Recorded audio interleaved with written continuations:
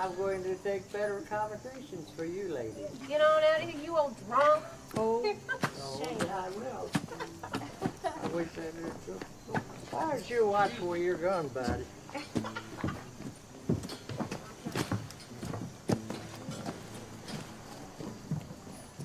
Hello, Mayor. Mr. Lawler, how are you? All right, I guess. Like you're doing a lot better than I am. Hello, Mayor. Play your tune. Love to giddy up, Mayor.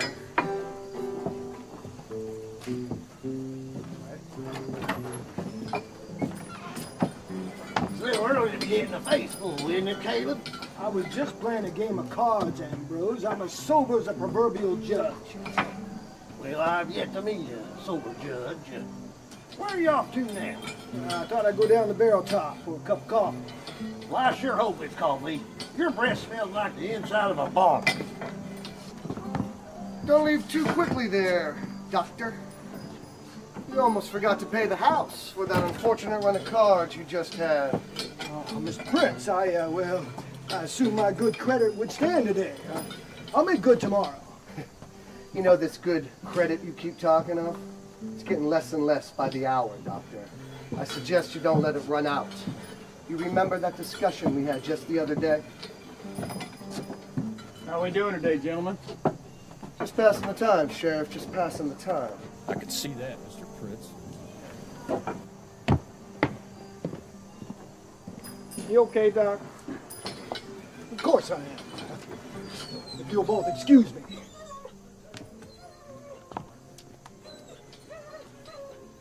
Damn it, Harlan, why you gotta call him out in public like that, and in front of Mayor Taylor, for God's sakes? Does the where and when really matter, Tom? It just don't look right. I mean, you know, Doc Moss might not be much, but, you know, he is a council member. Which is the only reason why he ain't walking around on sticks right now. He owes me plenty, Tom, and my patience is wearing thin. So cut him off from the table. Oh, that cash cow. Not a chance. Sooner or later, I'm gonna get my due. Remember, Sheriff, more money I make, more money you make.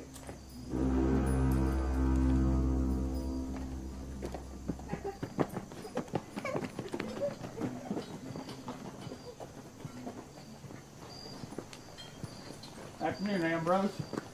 Pete? Sheriff? Sorry I didn't speak to you back there. I was in a bit of a hurry. Yeah, so I saw.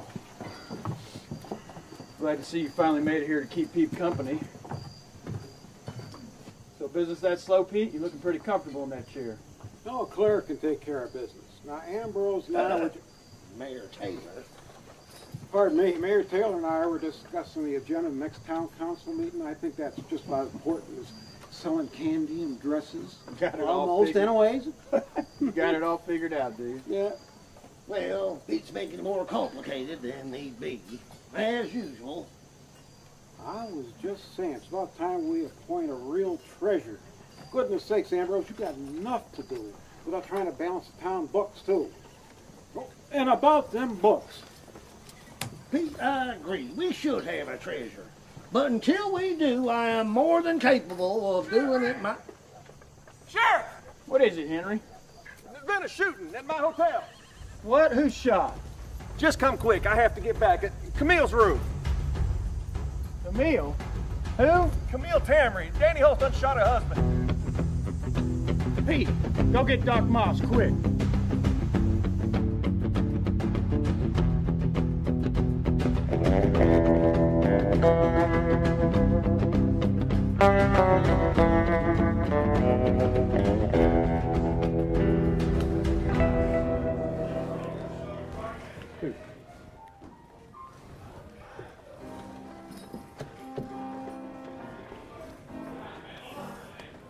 Cards, Doc?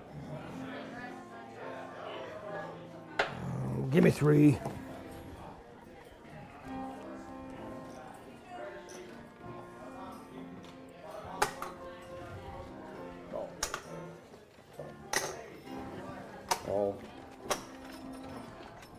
Doc, in or out?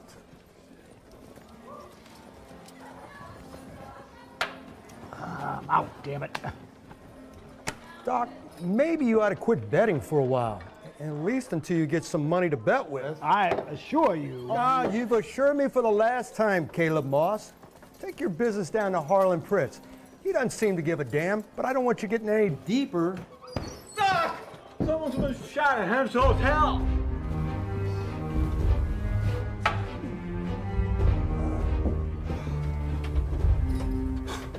I don't know what I'm gonna do with you.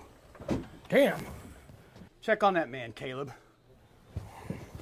Hand me the mirror off that table there, Henry. Is he dead? Who is he? Well, according to Mrs. Tamry there, his name is George. He's my husband. Well, my condolences, Mrs. Tamry. He's a dead husband now.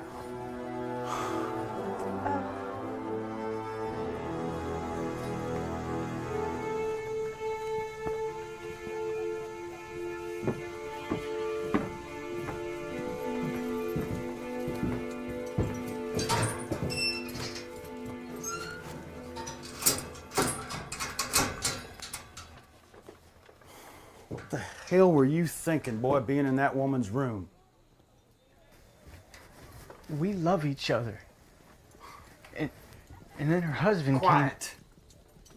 You stay quiet, you hear me? Don't say a word to anyone. Let me figure this out. I'm the only hope you got, Danny. I'll get you out of this if I can.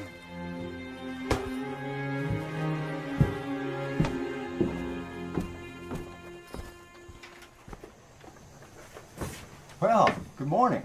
How'd you sleep? Oh, like a rock as always, Al. You got anything for me? Yes, sir. Just came in from Laramie. So, here one night and gone again this morning, eh? Well, it appears so. Thank you. Is there a reply? Yeah. Tell him I'm headed to Dogwood Pass. I'll get this right out. All right, thank you. See you next time. Oh, I expect so.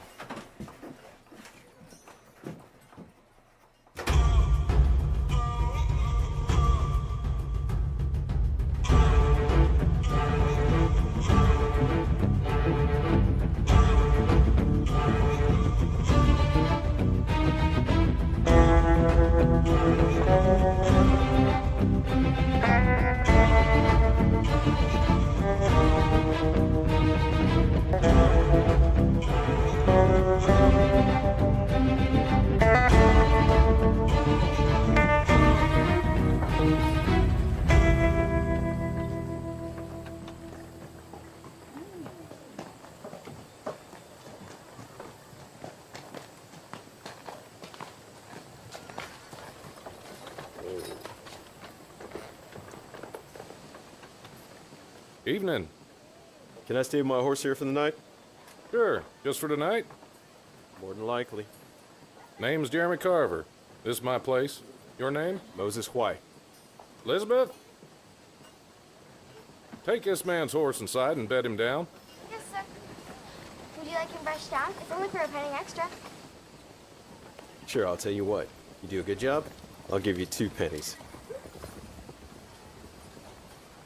Quite a little business lady you got there. Well, she did learn from the best.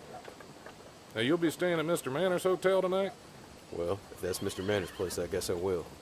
I'll see you in the morning around breakfast time. I'll be here. What I owe you? We can settle up in the morning. Well, you're a trusting soul, Mr. Carver. Well, somebody in this town has to be. All right, then. We'll see you in the morning. You don't have to go no further, mister. We got a bed and bath for you right up here. Whiskey, too. And the prettiest damn girls in the whole territory. I guess we didn't tickle his fancy.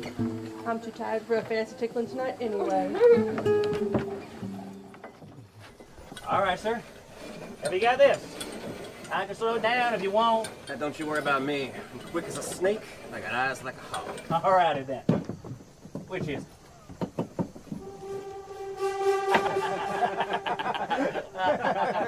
I got you this time. Scared to try again? Hell no, I'm done.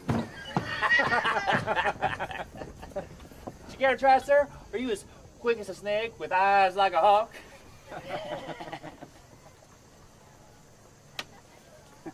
All righty then. It's a very simple thing, really. Just follow it as closely as you possibly can. No trickery here.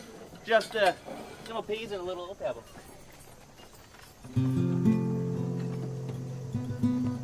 It's the middle one. This one. That's it.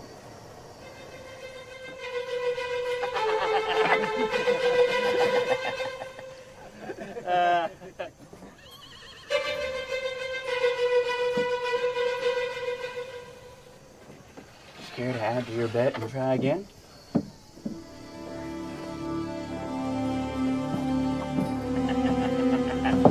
You want to try? Oh, come on. How about you? Man?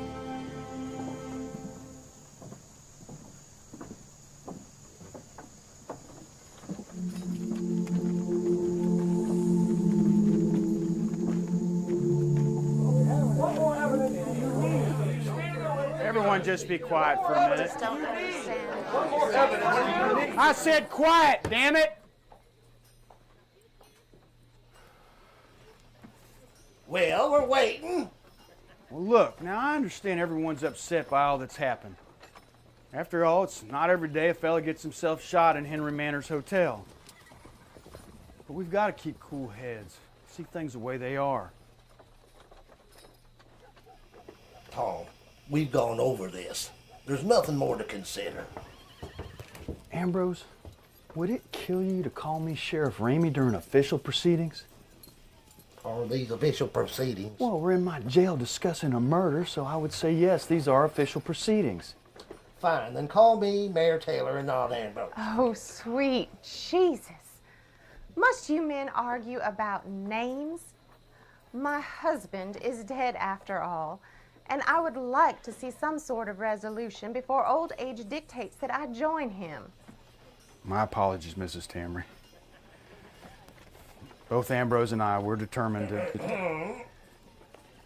Both Mayor Taylor and I were determined to resolve this matter with the utmost urgency. But we've got young Danny Holt locked up in that cell right there. He's just 19 years old, and he's waiting for a U.S. Marshal to come and take him to Laramie to stand trial. So I'd like to make reasonably sure I've got the right suspect in custody. And, well, that demands closer examination of the facts. You and I both saw him in the room with Mrs. Tamary, her unfortunate husband dead on the floor. What more proof do you need? And besides, we've already sent for the marshal to take him to Laramie. You did that, Ambrose? After I asked you not to? I told you I wanted to look into it more. Look into what? The boy is guilty. You just have to accept that he's the one.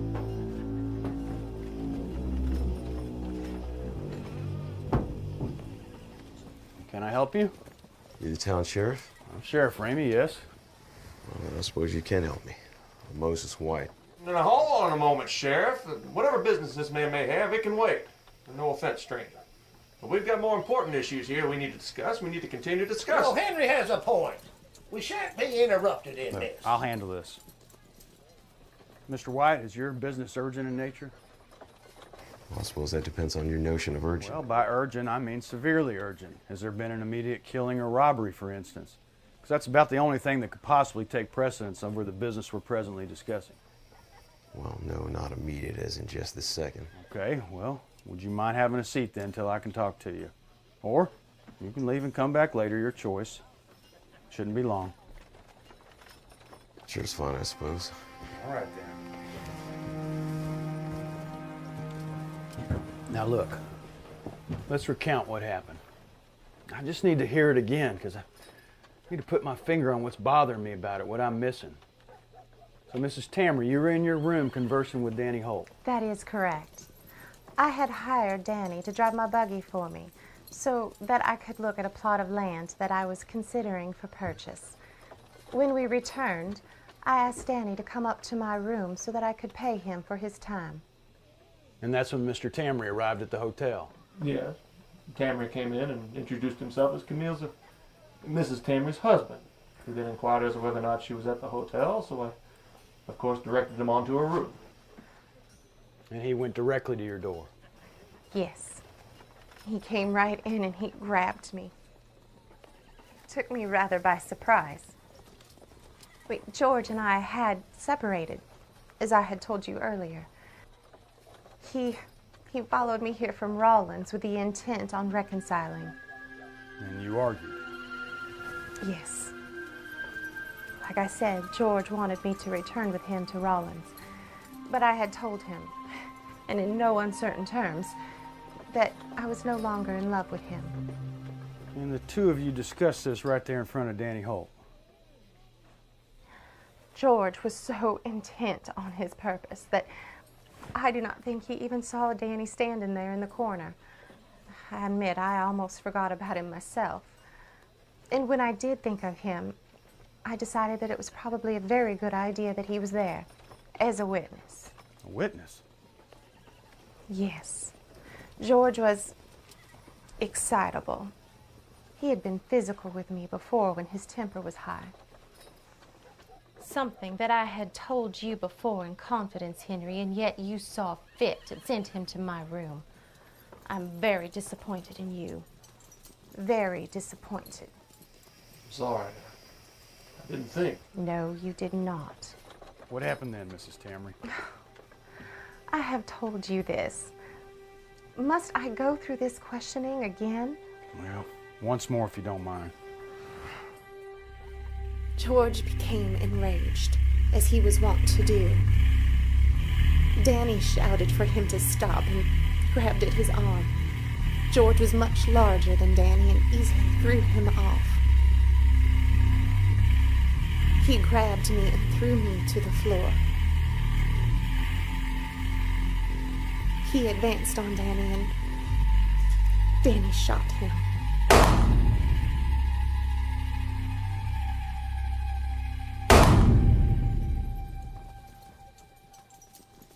I screamed, and I think I may have swooned. Twice. No, once. Who swoons twice? No, I mean Danny Holt shot him twice. Oh, yes. I suppose he must have. Yes. Camille Tamry saw Danny Holt shoot her husband dead. You and I found Danny at the scene ourselves, his gun in his hand. I know, but something doesn't feel quite right about it. What did he shoot him with? Excuse me? A weapon. What was it? It was a Colt 45. 45 caliber. Yeah. So? Where were you at this time? Behind the desk in the lobby. Just downstairs from where Mrs. Tamry lost her husband? That would be correct, yeah. And you heard the shots? I beg your pardon? Help yourself. You'll have to forgive me, Mr. Manners. The smell of fresh coffee got the better of me. I wondered if you'd heard the shots from where you were down in the lobby. I heard the commotion. There were screams. But you did not hear the reports from the young man's pistol. I don't know. The Colt 45 is a very powerful handgun, yet You didn't hear the reports just a floor below Mrs. Tamara's room. Well, I might have. I'm not sure.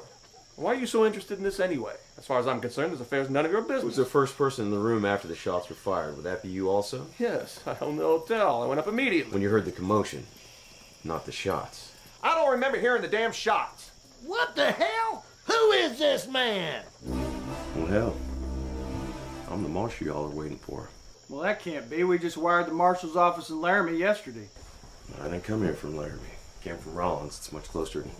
Excuse me? Well, you all wired the marshal's office in Laramie, and they wired me in Rollins knowing I'd be there. And, well, I came here. Simple.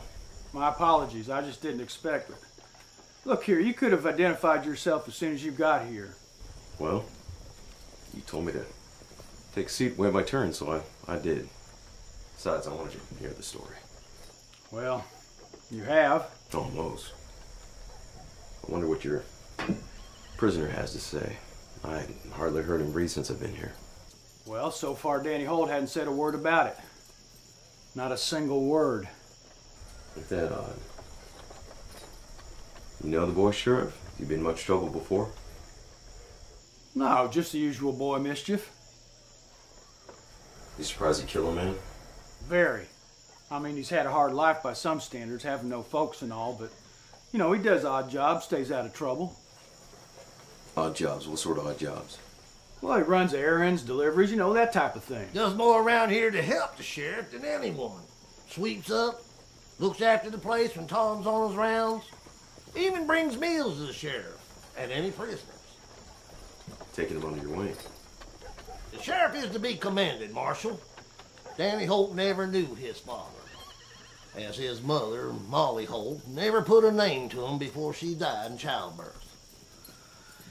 Molly herself, well, she was one of Harlan Pritz's working ladies. She was one of his whores. Just say it, That's Ambrose. enough of that, Caleb. Harlan Pritz. The owner of the Dogwood Saloon. There's a half-dozen men could have been Danny's father. A dozen more she never knew the names of. Look, I believe the marshal understands. Danny Holt isn't saying what's happened, and that's the long and short of it. Let me ask you this, Sheriff. Where were you when the killing took place? Well, I was across the road from the hotel making my rounds when I saw Ambrose here. Mayor Taylor. At your service. As I was saying, Damn. I was making my rounds when I saw Mayor Taylor sitting out in front of the mercantile, so I just stopped to pass a few words with him. You heard the shots. No, come to think of it, Mr. Manners ran out from the door of his hotel to us and shouted. And we rushed over there. You and the mayor. That's right. And you were in Mrs. Tamara's room and within moments, and I mean, nobody could come or go without you seeing him first. Right again. And when you sent for the doctor, of course. Well, yeah, we sent Pete, the owner of the mercantile, to fetch Doc Moss. Dr. Moss at your service. So, Dr. Pete found you in your office and brought you back to the hotel. Yes. We found the good doctor at the Barrel Top Saloon. In the middle of the day, I might add. Oh, for the love of... Just stating the facts. In any case, Dr. Moss, you were on the scene in short order and examined the deceased. I was, and I did. He was dead. Dead as hell. With 2 bullet wounds. To the chest. From a .45 Colt. What? The bullet wounds, they were from that particular model of Colt pistol. Well, yes, I assume Danny Holt was standing there with the pistol in his hand. Which was missing 2 rounds, I checked. So, what you're saying is, you didn't see the need to examine the bullet wounds, what with the boy standing there with a fired weapon and all? Well, it seemed pretty obvious. Well, it does, doesn't it? I don't suppose you examine the slugs either. I mean, isn't that what you normally do, though? Examine the... What the hell for? I mean, good God, man. Yes, I would normally examine those slugs, but in this case, we had an eyewitness to the shooting, a dead guy on the ground with 2 bullet wounds in his chest, and Danny Holt standing there with a pistol had been fired twice. I mean, it was pretty obvious. I mean, normal procedure be damned. To examine those slugs would have been a waste of my time and taxpayer money.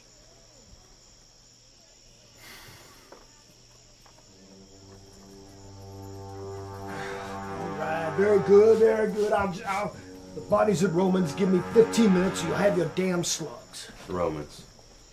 Roman Pearl, the Undertaker. There's a great immediacy to this, Caleb. Don't stop at the saloon along the way. You don't need any more to drink today. The Lord knows you could use some time away from them gaming tables. I heard how your luck's been running lately. Mayor, why don't you accompany the good doctor just to make sure everything's done all properly? I want to do this myself, damn you all. Oh, come on, Caleb. You had me and the sheriff witness your post-mortem examinations before. I'd rather you did. Let's just go. The sooner we end this nonsense, the sooner we get the whole matter behind us. Do resolve this matter quickly, Doctor.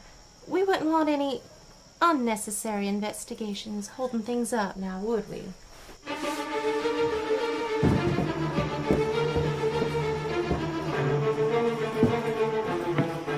So what do you think of this here, Marshal White? He's becoming a damn nuisance, if you ask me. I mean, this whole examination is pointless. Danny Holt shot that man, and with that Colt 45 of his. Oh, I agree with you. I certainly do. But I suppose this can't hurt, just as an assurance, you understand. For the court, you know.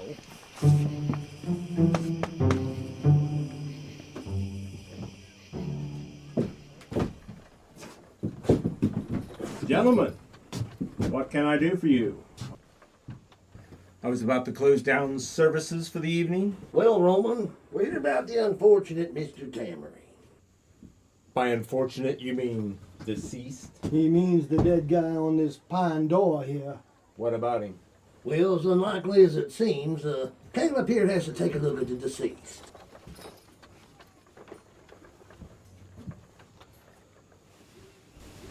Really?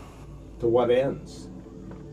I promise you, your healing powers, however formidable you may hold them, will do Mr. Tamery no good tonight. Just let me look at the damn body, Roman. He's all yours. He's not going anywhere tonight. I see you don't have him boxed up yet. Saving that boxing up for in the morning. He's being shipped back to Rollins, I suppose? That is the plan. And how's the lovely widow? Grievous in her mourning, I suppose? I suppose. She is a striking lady. I should visit her at the hotel and express my condolences. Well, she's not in the hotel just now. May I use your instruments, Roman? Of course.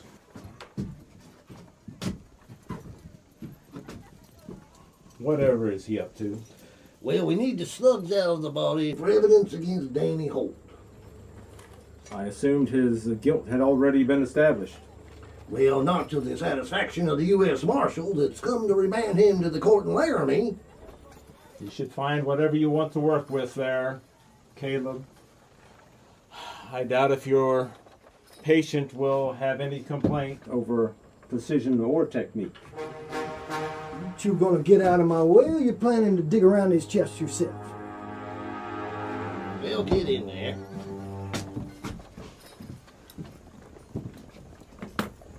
While we're here, Ambrose, I wonder if we might discuss finances. Finances? Whose finances? Mine, specifically. What about yours specifically? The town normally pays me for my services. Well, if there's no next to kin, I naturally assume that Camille Tamery had made arrangements for her husband.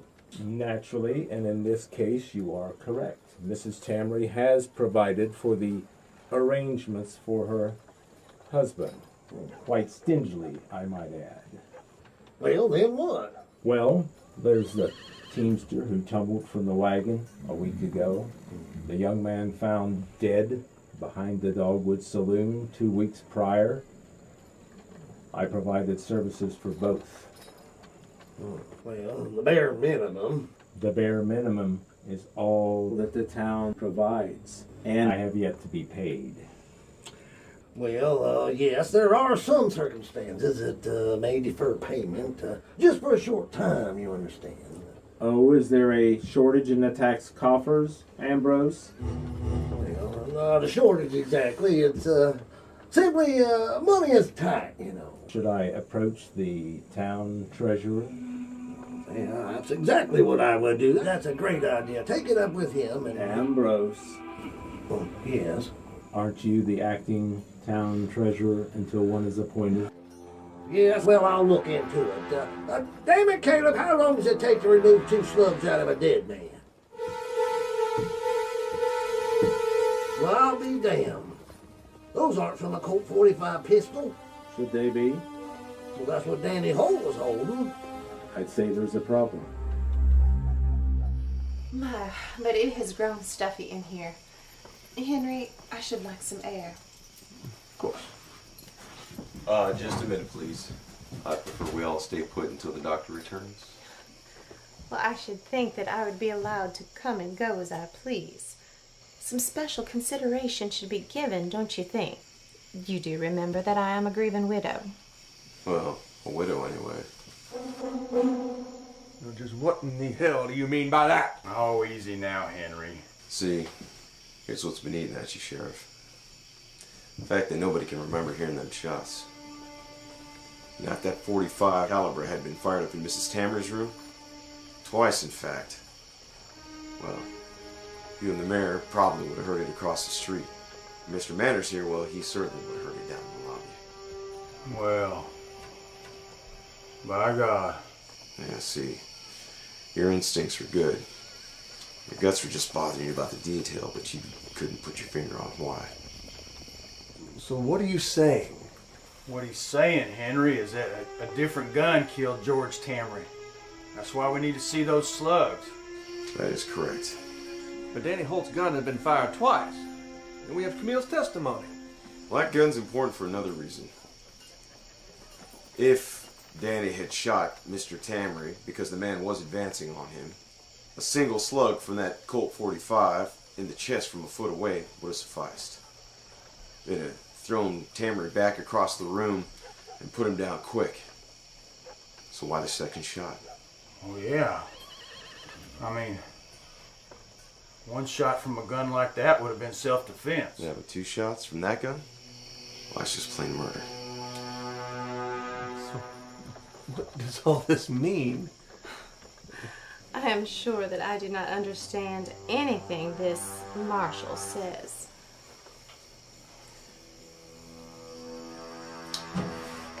A beautiful woman, and that's a fact. She ain't pretty enough to hang for a boy. Tell me, Danny, how'd you come to fire them 2 shots from your pistol? You own your hotel outright, Mr. Manners? I do. I assume Mrs. Tamry knows that. No, Marshal. I certainly understand what you're saying about the gun and all. No questions there. But you're losing me again. Exactly what is it you're implying now? Yeah, help us out here, Marshal. Well, it seems to me, from what I've seen in the short time that I've been here, that Mr. Manners and Mrs. Tamry have become quite familiar with one another. What with him taking her hand and calling her Camille and all. Hell, he's become downright protective even. Yes, we have become close. What of it? Become close how fast? Just how long have you been here in town, Mrs. Tamry? Well, just a little over a week. Is this important somehow? Maybe. Maybe. Seems awful short time for you two to become sweet on one another. Oh my, I do love the way you express yourself, Marshal White. It makes you seem so simple. You know, now that I think of it, maybe a week's not too short a time for Cupid's arrow to strike. Not when one party is intentionally trying to make that happen. Your point, sir. My point, Mr. Manners, is that I did not just happen to be in Rollins when I got the telegram telling me to come here to look into a lady's husband being murdered. In fact, I was on the trail of a young woman by the name of Lucy Silver. Who? Lucy Silver, an ex-saloon girl who's made a short but colorful career of marrying, or sometimes just romancing, men of financial substance and absconding with their money. Now, generally speaking, she just leaves them, but occasionally, she leaves them dead. The hell you say? Even before she left the saloon, she was no one to be crossed. She once shot a fella during an argument in Medicine Bow, in a saloon she was working in then. Shot him right in the leg, right in front of the Medicine Bow mare. Lucy, don't. Don't what? Oh, damn it, Lucy! But she does sound like a handful. Oh, she is. One man has already met his maker under suspicious circumstances, and at least 3 more have been robbed blind. So when I heard that a woman meeting her general description had fleeced a fella in Rollins and let out for parts unknown, well, I heard that right quick. But by the time I got there, well, the fella had already left town in pursuit of the aforementioned lady. And you missed them both. Yeah. But then, by God, I got a wire from Laramie telling me a stranger had been killed right here in Dogwood Pass, in his estranged wife's hotel room. Marshal, what was the name of that fella from Rollins, the one that got fleeced? Oh, I think you've already figured that out, Sheriff Ramey. George Tamry. George Tamry did not come here to reconcile with you, Lucy. He came here to get his money back. Things got rough. You killed him. And you'd already started working on Mr. Manners here for his money and property. Nonsense. Yes, I left George and Rollins. I have already admitted that. And of course I took a little money with me. Now, I wouldn't run out into the wild with nothing but the clothes on my back and an old buggy, now would I? And as for this Lucy Silver, I have never heard of her. Well, let me educate you on her. It's about your height and weight. Got your same beautiful auburn hair. And she's smart enough and pretty enough to win men over in short order. And since leaving the saloons and going out on her love and leave 'em games, she's been accused of killing one man with a pearl-handled, silver-plated .32 Derringer. She's carried it in a bodice since her saloon days. They say she never goes anywhere without it, hence the moniker, Lucy Silver. Now that is a charming story, Marshal White. Almost as charming as worrying a poor defenseless young widow who only just lost her husband. My, but the Marshal Service must be proud of you. I think I'll be going to my hotel room now, Sheriff. Henry, I left my buggy out front. Would you be a dear and put it in the livery for me? Of course, Camille.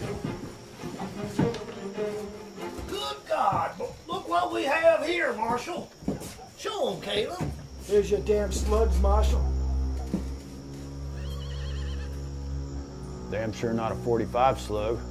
Damn sure not. It's more like 32 caliber, I'd say, wouldn't you? But what does it all mean? Well, the marshal here, he believes our Camille Tamry is actually an ex-saloon girl named Lucy Silver, who's been getting men to fall in love with her and taking off with her money. She's also been known to carry a silver-plated Derringer, one she's used more than once. I'll be damned. Did you hear that, Caleb? Yeah. Ma'am, I'm gonna have to ask you to reach in your bodice, and if anything's there, please produce it. I will do no such thing. And you certainly will not go in there yourself, Sheriff. No, I won't. But Doc Moss will.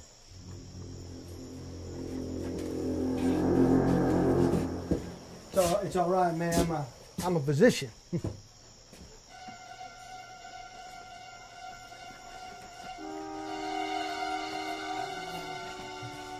Sheriff, I'm ready to talk. Finally got something to say, huh, Danny? She told part of the truth. He did push his way in, and he was talking awful mean to her. George Tamry. Yes, sir. Did he strike her or shove her to the floor? No, I guess not. He was just talking mean.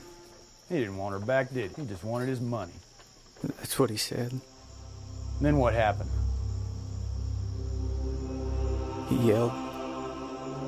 She pulled her piece. She shot him.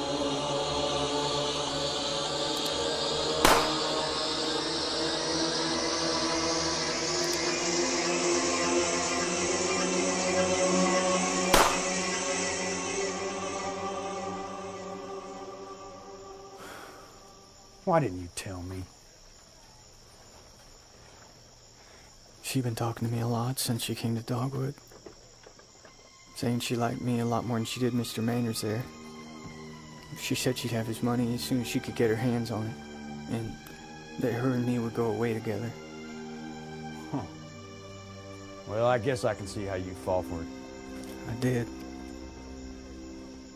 I guess I love her. So when Tamry came after her and she killed him, she convinced you to take the blame. Told you to trust her and keep your mouth shut. Something like that?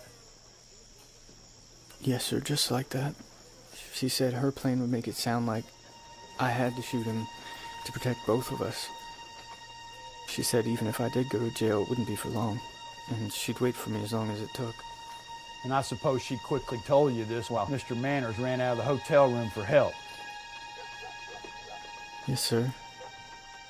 And you believed her? Still do believe she meant it, even just a little bit. Well, don't you believe it. She's smart and she's fooled older and wiser men than you. She wanted us to believe you did it with your gun. That way her fancy little derringer wouldn't enter into it, nor the possibility that she did it herself. Huh.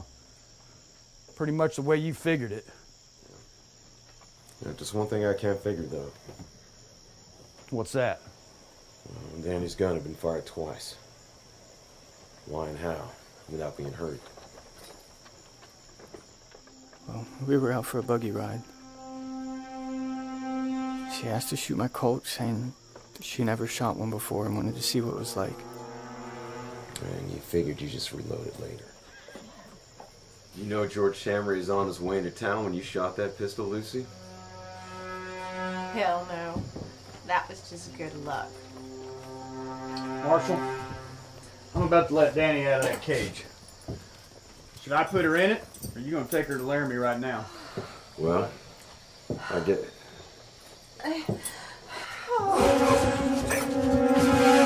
Goddamn hands off me, you lecherous bastard.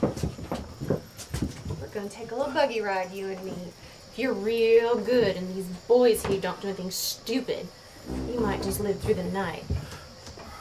Marshall White, you knew so damn much all about me and my pretty silver little toy.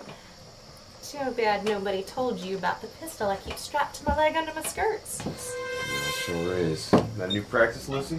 New enough, it seems. Don't forget you owe me money, Caleb.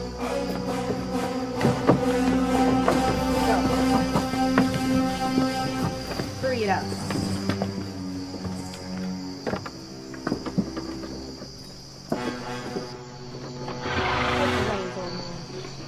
You're gonna drive and keep this pistol in your ribs. Don't you men even think about following us. If I see you behind us, I'll kill him. I believe you, Lucy. You can't let her get away. She's killing her. Think she's clear. What the hell? You pulled the king bolts out of the buggy. Yep.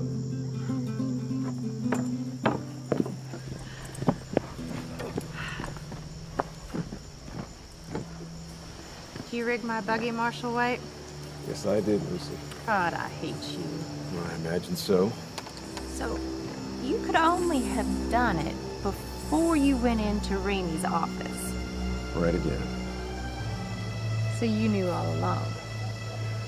Well, I suspected, but I figured I'd better play it safe. So why let all of that go on in the office? Why not just call me out right away? Well, like I said, I only suspected that you were Lucy Silver. And if it turned out to be the case, which it did, I couldn't be sure that you did the shooting. I had to let things play out. As it turned out, it was you, and with another fellow's money on the run again. Oh, and a damn fine buggy. And a damn fine buggy, which I'm going to have to ask you to step down out of now.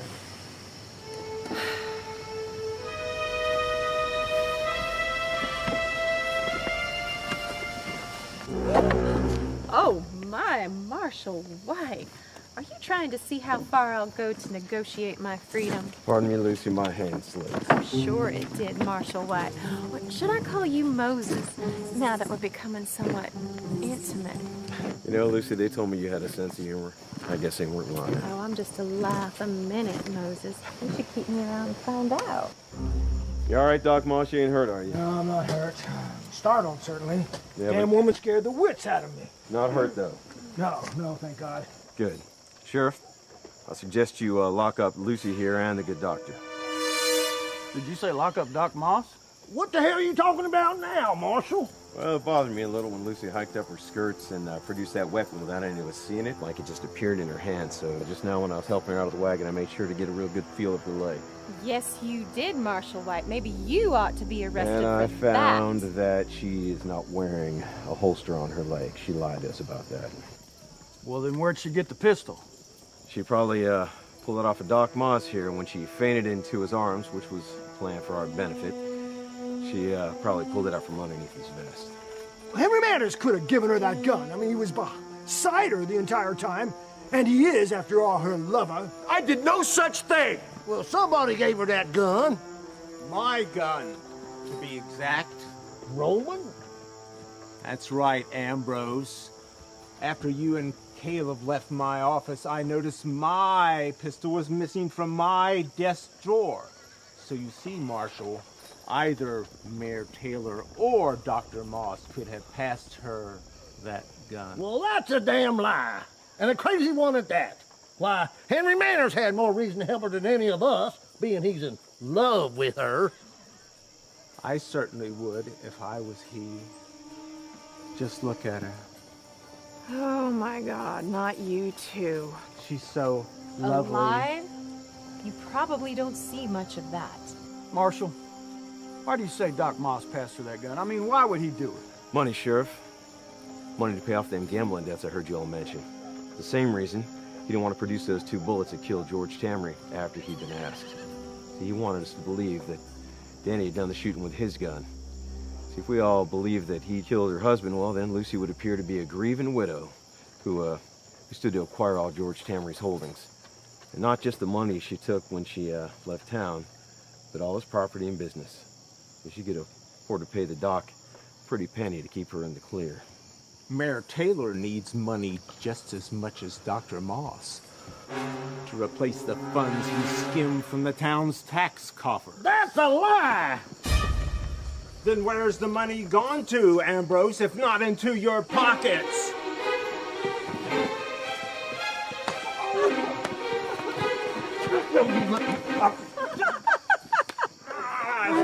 Stop it, men! Sticky I figure! said stop it before you hurt each other!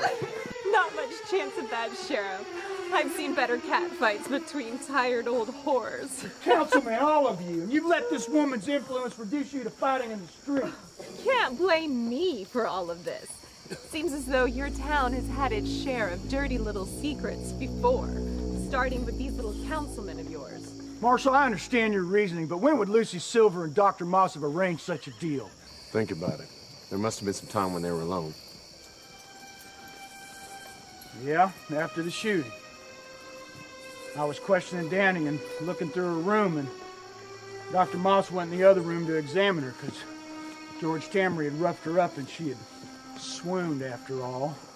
Yes, she did. Just like she did in your office this evening. Of course, the doctor didn't find any injuries, but it did give her an opportunity to make an offer of money. So why'd she lie about the gun being holstered to her leg? To protect Dr. Moss? Well, she had to have us believe that he was her hostage, so that we wouldn't try and stop her escape. I mean, other than that, she don't give a damn about him. I'm right about that. Did Dr. Moss know you had that pistol in your drawer, Mr. Pearl? Yes, he did. I showed it to him the other day in hopes of him buying it. I'm that short of cash. The doctor couldn't afford to pay you for that pistol, could he? No, he could not. How am I supposed to have any money? You know how the people in this dirt town pay me for my services? Huh? They pay me with pies and fabric and grain. Mrs. Potts paid me for treating her husband's broken foot with a chicken. Now, what the hell am I supposed to do with a damn chicken? Ended up selling it to Annie's eatery for a few pennies, that's what I did. Oh, what money you do get, you drink and gamble away. Yeah, I owe the saloons in this town, but the barrel top won't let me in the main door anymore, and the owner of the dogwood threatened me. Threaten you how? With bodily harm, damn it. He promised to break one of my fingers if I didn't give him any money this very week, and then continue to break bones until my debt's paid or I'm dead. Well, there you have it, Sheriff. It's probably about time you take Danny Holt out and put Lucy and the doctor in, don't you think? I suppose so. Let's go. And what about my gun? Well, I suppose it's evidence, isn't it? I mean, we have to hold on to it. Well, I suppose we got enough witnesses here for depositions about what's happened. It hasn't been fired. I don't see any reason why we can't give him his piece back. Well, that's that then.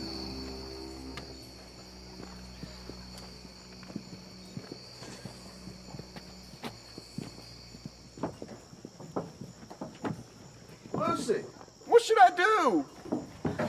Go home, you damn fool.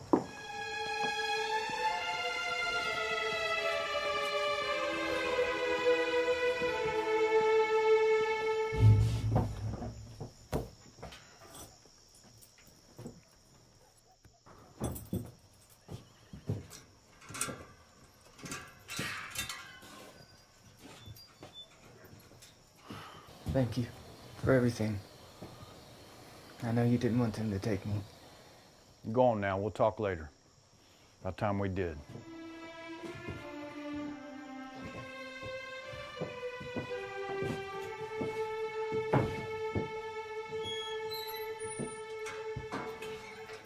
I guess I know why you were set on Danny Holt not going to Laramie to stand trial.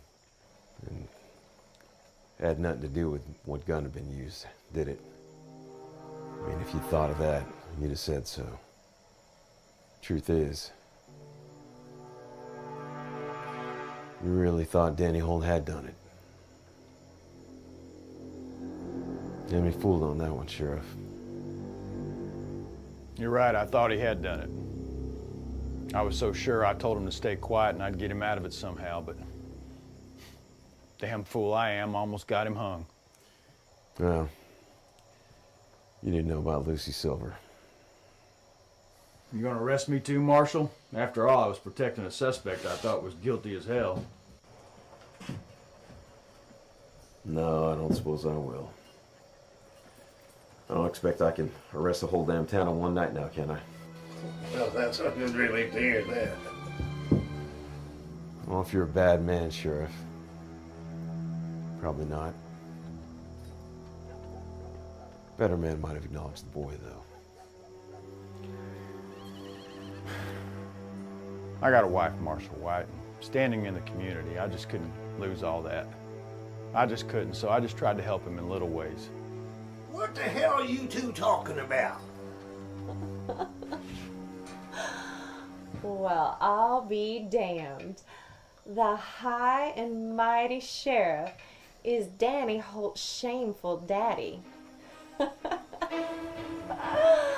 on. Well, ain't that a laugh? Don't put me in there with her. She's already put a gun to my head.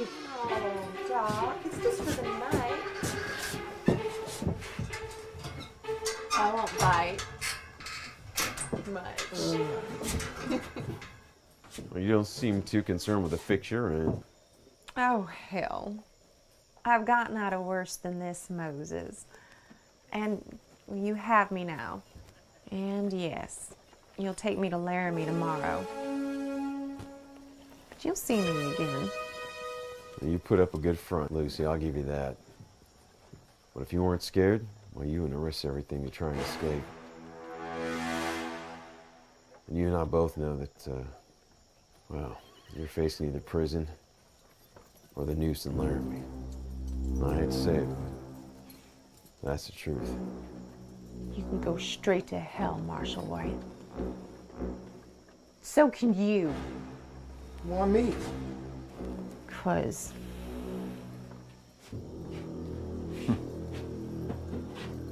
I'll be at Henry Manor's Hotel if anybody needs me. Marshal, thank you. Danny'd still be in that cell if it wasn't for you.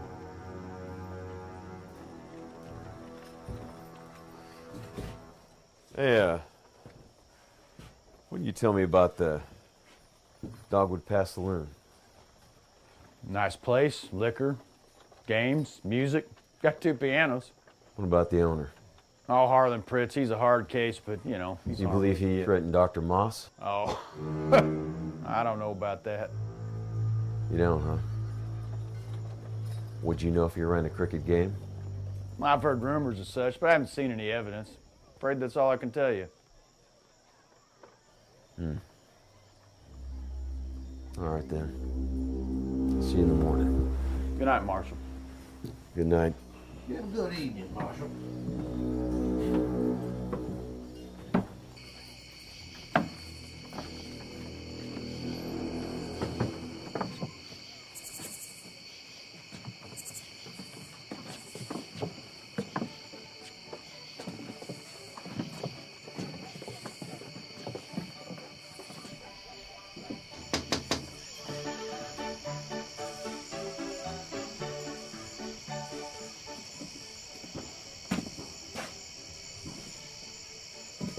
Well, deciding to give it another try, I see. Smart man.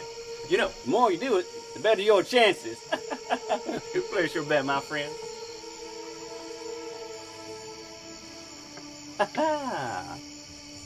Alright. Now you just focus on the one with the little P in the middle right here. Shouldn't be too hard. Alright.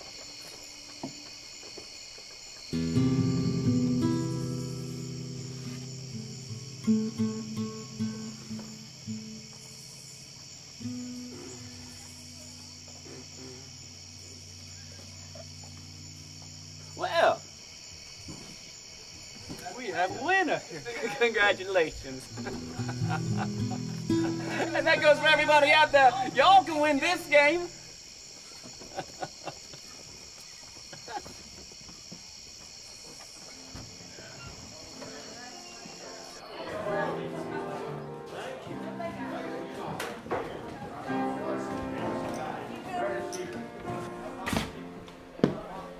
Thought you were in Sheridan. I was. Now I'm here in Dogwood Pass looking for you. Doesn't look like you're looking for me. It looks like you're drinking your dinner. Check the hotel. You weren't there. Figured you'd make your way here sooner or later. Well, you were wrong. I was on my way past to the hotel. But now you're here, so I was right. You look tired. Have a seat. Wade, you don't know the half of it.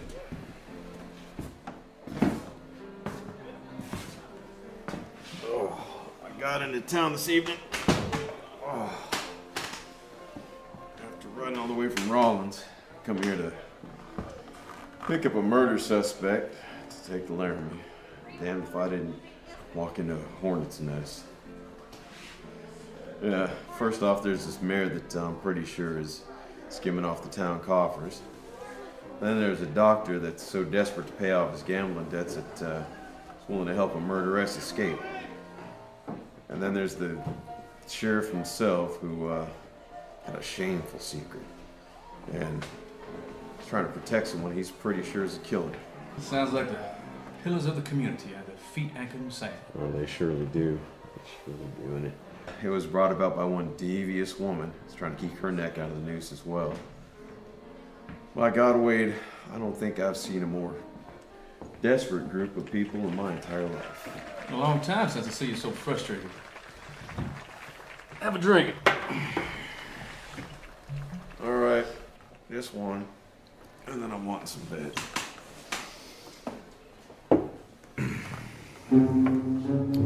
You had a glass waiting for me. Told you I was expecting you. Seems like I know you better than you do.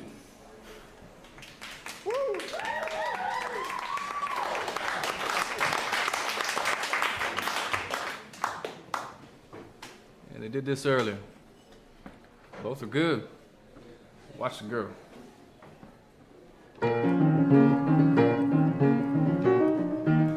How'd she do that? Don't know. She does it. No, I can do that right side up. Me neither. To explain why they are not applauding us.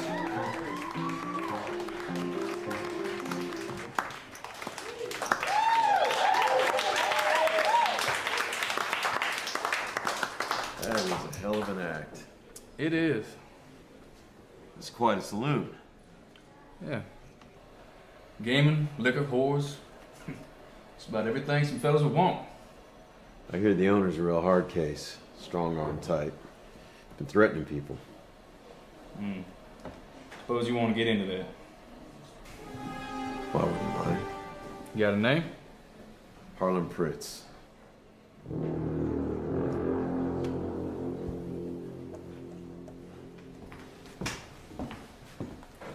You boys need anything else? Harlan Pritz. You here tonight? He's in the office. You know him? I'd like a word with him if possible. Well, I'll see. So, before Mr. Pritz gets here and you ruin his night, mind telling me about this prisoner you got to transport? Well, the prisoner's this young fella. Only turns out he didn't do the killing. See, I was on the trail of Lucy Silver when I was in Raleigh. I knew that, too. Oh.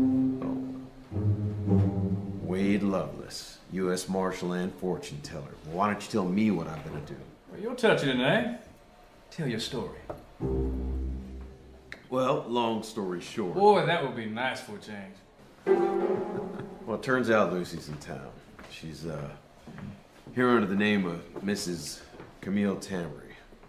There, Mr. Tamry? Well, there was. He'd be the dead husband over in the undertaker's place. Lucy killed him. Yep. I'm Harlan Pritz, the owner here. You asked to see me. Mr. Pritz. It's a mighty fine saloon you got here. I know. What can I do for you? You can start by running straight games. And you can stop threatening people that owe you. And if somebody's losing and can't afford to pay, then you throw them out. You don't keep stringing them along and running up their debt. Who the hell are you guys? Name's Moses White. My partner, Wade Lovelace. Yeah, I heard about you guys. You got quite a reputation throughout the territory. We've heard a bit about you, too. Now here's what's what. We're gonna start sending ringers in here to try your games. And if everything pans out to be straight, well, then all will be well. But if it doesn't, Marshal Lovelace and I will come back and clean house. And you'll be the first to go. You savvy? That's simple enough, I guess. I made it simple just for you. People don't normally talk to me the way you fellows are, because most people know better. Well, I guess we don't. Why don't you just go on now?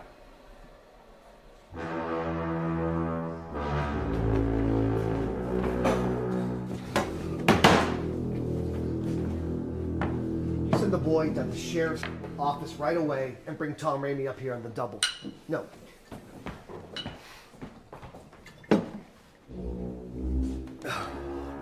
Where'd I leave off? Lucy Silver. Where's she at now? She's over, locked up. I'm gonna take her to Laramie in the morning, her and her accomplice. Nope. What? Lucy and her accomplice will have to sit for a couple of days. Marshal Bird's coming through to transport him. Well, he's coming through to transport one prisoner, but I figure he can take two, right? Why is that? Because you and I have to hightail to Donna. Are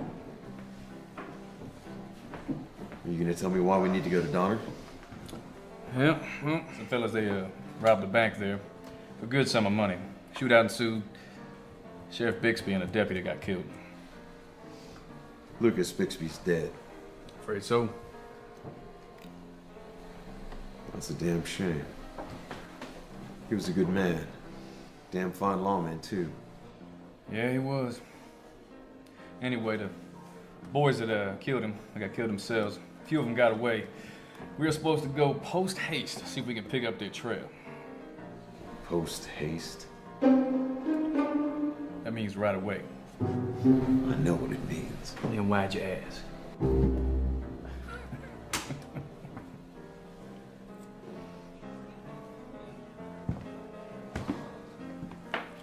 What's the emergency, Harlan? They are, Tom. Was this White? What, you know that bastard? Well, he's the marshal, came to pick up the prisoner. I don't know the other fella. The other fellow's a marshal too, Tom. His name's Wade Lovelace. They've got quite the reputation in the territory. So what's the problem? So the problem is, they just threatened to close me down. Why? Apparently someone's been saying bad things about me. Have any idea who that might be?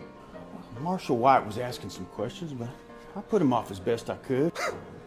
Your best ain't good enough, Tom. Well, they're leaving in the morning. They're taking Lucy Silver to Laramie to stand trial. Lucy Silver, who's that? What trial are you talking about? It's Camille Tamery's real name. Turns out she killed her husband herself. So, you end up getting your son off after all. He didn't do it. Tom, what the hell is going on here, huh? I heard about the council members having a fight out in the street, and what, now Doc Moss is in jail? He tried to help Lucy escape. I mean, turns out he's so scared of you, he's going to take money from her to pay you off. Well, how can he pay me if he's in prison? What? Oh, you just want me to write off that debt? Is that it, huh? Harlan, you need to slow down. You know how you get when you're drunk. Besides, with the marshals here, we don't need any trouble right now. Do not tell me what we need, Tom. You don't have the first goddamn idea. You've lost control of this town. We get a murder in the hotel. We got councilmen fighting in the street. We got Doc locked up in jail with my money in his pocket. And all these goddamn marshals come in here threatening me, Tom, and everything I've built. Well, let me tell you this, Tom. I'm not going to go down alone. If I go down, you're going down. Don't think I ain't going to blab about how you've been patting your pockets while I'm running my game. You can't do that. It'll ruin me. My wife... It's what you deserve, Tom. Ever since this dead husband business, this whole town's gone to shit, and you've let it. Harlan, I've got things under control. Like hell you have. But don't worry, Tom. I'll get us back to square. Give me that 6-shooter. Well, that Marshals is getting ready to leave. You grab that 10 gauge and you follow me out back, all right? Harlan, those are U.S. Marshals. Are you crazy as well as drunk? You just can't... Tom, we do not have any choice. They are going to tear down everything we've built here. If not now, then later. They are going to come back, Tom. Marshal White as much as told me so. You are the sheriff in this town. You can cover up anything that we do tonight, and no one in this town is going to dare oppose me. We can do this, and we can get away with it. Now, come on. Harlan, just listen to me. No, Tom, you listen to me. You're in this as deep as I am now. It's time for you to man up and show me what you got. Or not. Come on, let's go.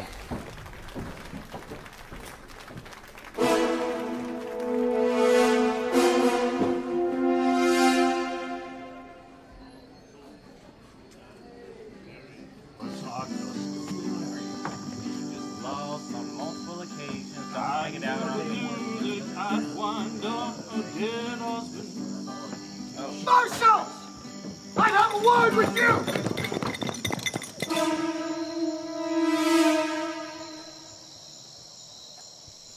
Harlan, don't! Jack Randy! I don't know what your part in all this has been, but you do not have to die tonight. Don't go out like this. Better listen to him, friend. No matter what you've been, you're still a lawman, damn it. You make the right choice.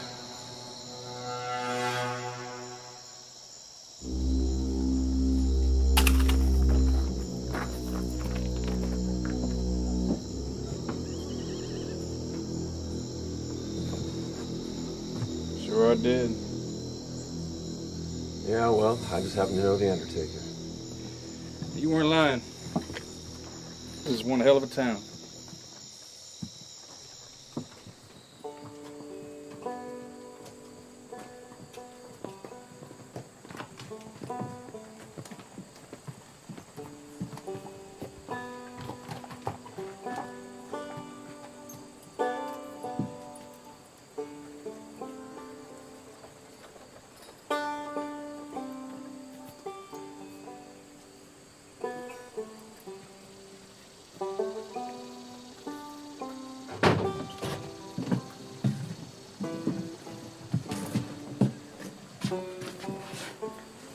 you, Mr. Carver, for your excellent service. You're more than welcome, sir.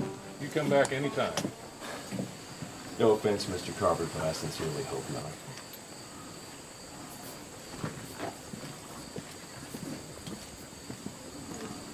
Marshall.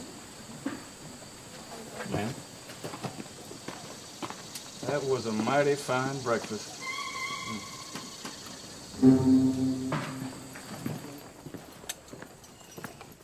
Mr. Carver sure runs a pretty tight business.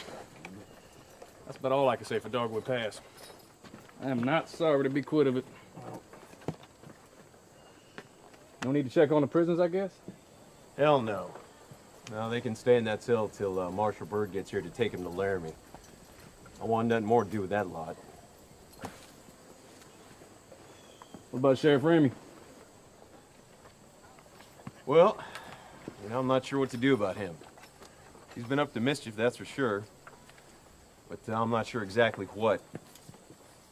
We could just let him be and let the chips fall where they do. I don't think things are going to turn out too nice for him anyhow. I can't believe you. Tell you one thing, he ain't a happy man right now. So you don't want to deal with him either? I'm blaming you. Nope.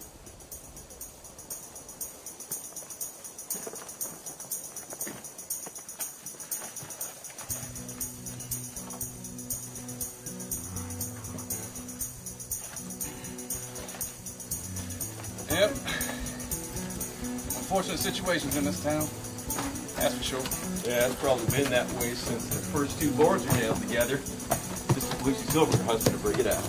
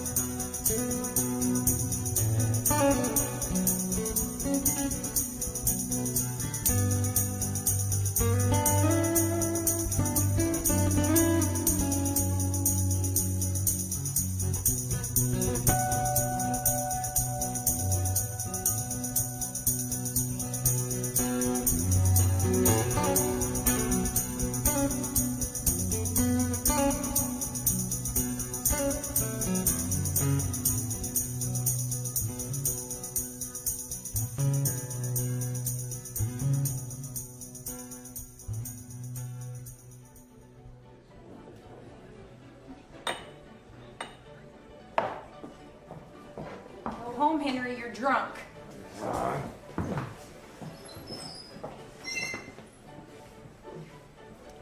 Hello, Henry.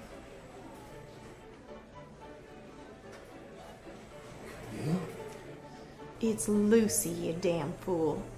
Now, where's my buggy?